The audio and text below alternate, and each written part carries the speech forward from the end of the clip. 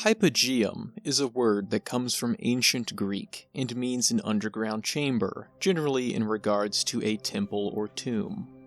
Hypogea is a plural of this underground.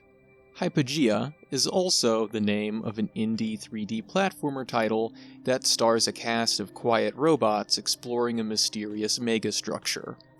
It's an atmospheric adventure that released November 9th of 2025 by solo developer Charlie Wagner. Now, that's a name that flew into my radar when I took a look at the student project from 2021 that he had a hand in. That'd be the mech shooter game Steel Salvo. If you'd like to check out my video on that, I'll go ahead and pop that on the screen up at the top right now. It was a neat little game where you run around blasting for a couple of minutes. On the other hand here, we have Hypogea, which is a combatless experience. It's a pretty short and tight platformer. Runtime is about 2 hours start to finish, but there is an achievement for it to be speedran in under 75. Since I already said there is no combat whatsoever, I should explain the gameplay, and that is of the 3D platformer variety. You're a cool robot with a staff. As a robot yourself, you can't really do anything cool like double jump or wall run, but your staff allows for extended movement.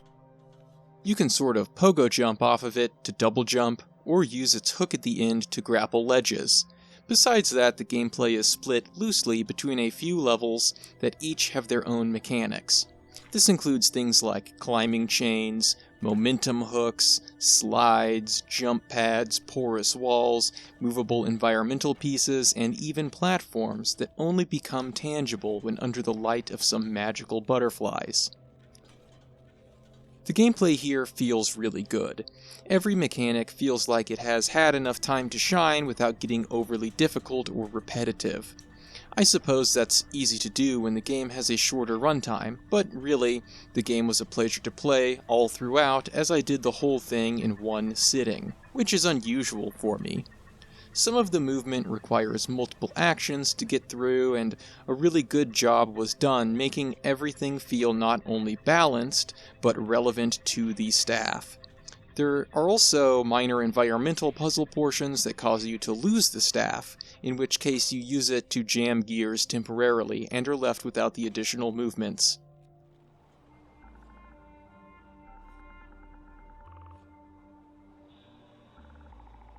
Most of the gameplay aims to have you collecting batteries to turn on generators to do things like open the door into the next area.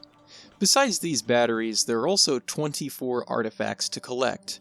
These are simply items you can look at which give a further esoteric lean to the storytelling.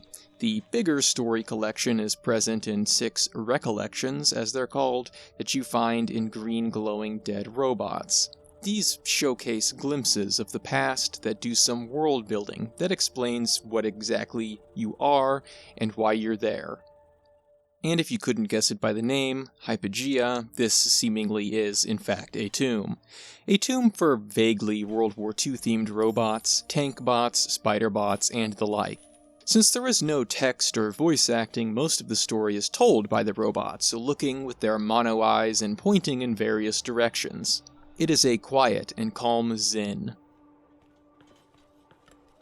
I will say, without spoiling, the twist at the end was something that I did see coming from a mile away, but don't let that discourage you from this, as this is an art game experience that is best enjoyed and completed yourself.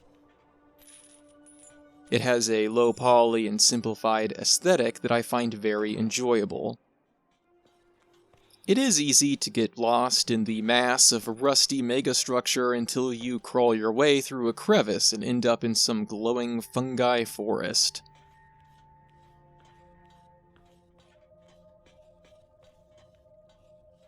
I'm not sure if I was just too engrossed in the gameplay experience itself, but I didn't really notice the soundtrack. I was hoping for more in terms of audio, honestly.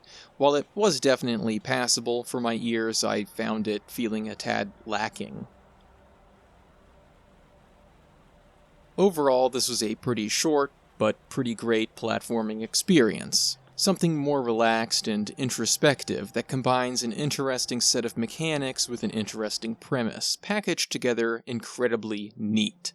Definitely recommend this one for anybody who's a fan of 3D platformers and rusted metal.